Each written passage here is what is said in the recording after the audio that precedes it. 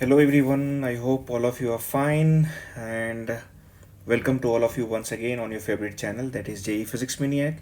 So in this particular series or in this particular session we are going to discuss two questions, and they are not extremely difficult question. They are little bit easier one, a little VT one actually, and the purpose for which I am discussing these questions is because you will have a gross idea how to proceed on such kind of cases if it comes in the exam. So without wasting much time, let us start. So the first question is mentioning that consider a fixed hollow spherical shell with radius capital R and surface charge density sigma. A particle with mass m and charge minus q, that is initially at rest, falls in from infinity. What is the speed when it reaches the center of the shell? And they're saying assume that a tiny hole has been cut in the shell to let the charge through, and we will consider that this hole obviously will not change any other generality of this case. So before proceeding or before going to the solution, I will request everyone to pause the screen and try on your own. If you get this question on your own, that's fantastic, or else please go through the solution. Now, so I will use the basic fundamental principle of shell theorem, which says that for a uniform spherical shell, that electric field inside the shell is equal to 0. So here at the inside point, electric field is 0. So if electric field is 0, force equal to 0, so as mass into acceleration, so we get acceleration is equal to 0. Now when I'm talking about the acceleration equal to 0 here, this acceleration is basically the rate of change in magnitude of velocity, which is tangential acceleration. So here speed will be equal to 0 since there is no force acting onto it, which is also mentioned here as you can see. Correct? Okay, fine. And I request daily to everyone ki whenever you are listening to these lectures, please keep a notebook ready with you so that you are able to take the notes along with the watching of videos. Anyway, so next proceeding, I will first calculate the potential on the surface of the shell. As we know that for the uniform spherical shell, at any point taken on the surface, it will behave like a point charge.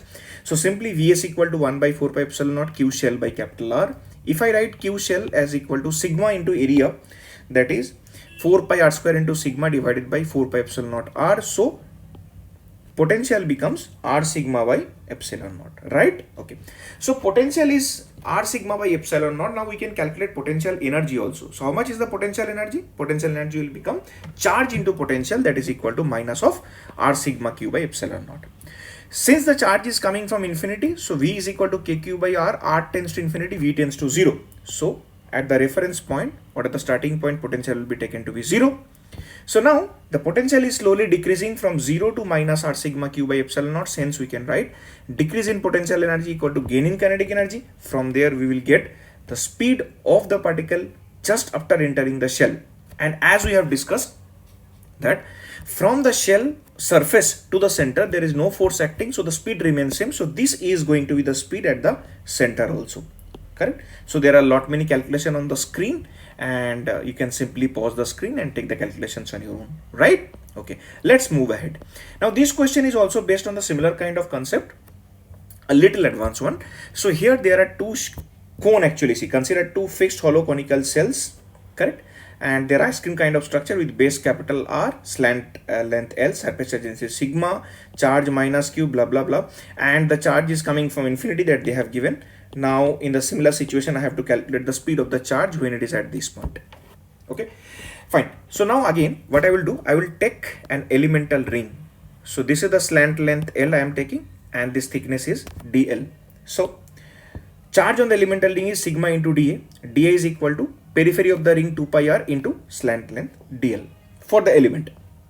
Now every point on the ring are at the same distance L from the tip, obviously, correct? So potential energy of the element of the elemental ring, that is the point charge, is given to be dq into small q divided by 4 pi epsilon naught into L.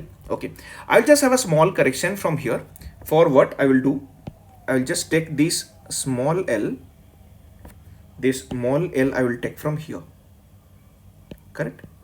Let us have this change, and similarly here also I will take this small l from this vertex. So I'm taking this from here, right? Okay, now so potential energy is equal to 1 by 4 pi epsilon naught q1 q2 by r. Simple formula I'm applying. Potential energy U is equal to q1 q2 by 4 pi epsilon naught r. So you use this formula, dq is 1 minus q 4 pi epsilon naught L. So I'm substituting the value of dq which I already got, that is sigma dot dA from here, as you can check. All right, fine. So that is coming to be sigma into 2 pi r dl into minus q divided by 4 pi epsilon naught L. So little bit of calculation once again, and I'm following this geometry also, from where I can write small r by capital R is equal to small l by capital L. It is coming from the triangular symmetry, right? So if I substitute, then this integration is coming to be integration of du is equal to minus q sigma r by 2 epsilon naught L, integration of dl. Substitute the value u is equal to minus q sigma r by 2 epsilon naught. Again the same strategy, decrease in potential energy equal to gain in kinetic energy. If you do it, you will get the answer v is equal to root under of 2q sigma r by m epsilon naught. If you check the previous answer, same answer you are getting, fortunately, right? Okay, so after the discuss of the two questions, I'm leaving one question for you people so that you can try these questions on your own, and do let me know your answer in the comment box. And after 2 or 3 such kind of series, we will be stack upon or piling on 2 or 3 questions. I will be discussing those questions at a stretch, right? Fine, so this is for you. Try that question and do let me know your answer in the comment box.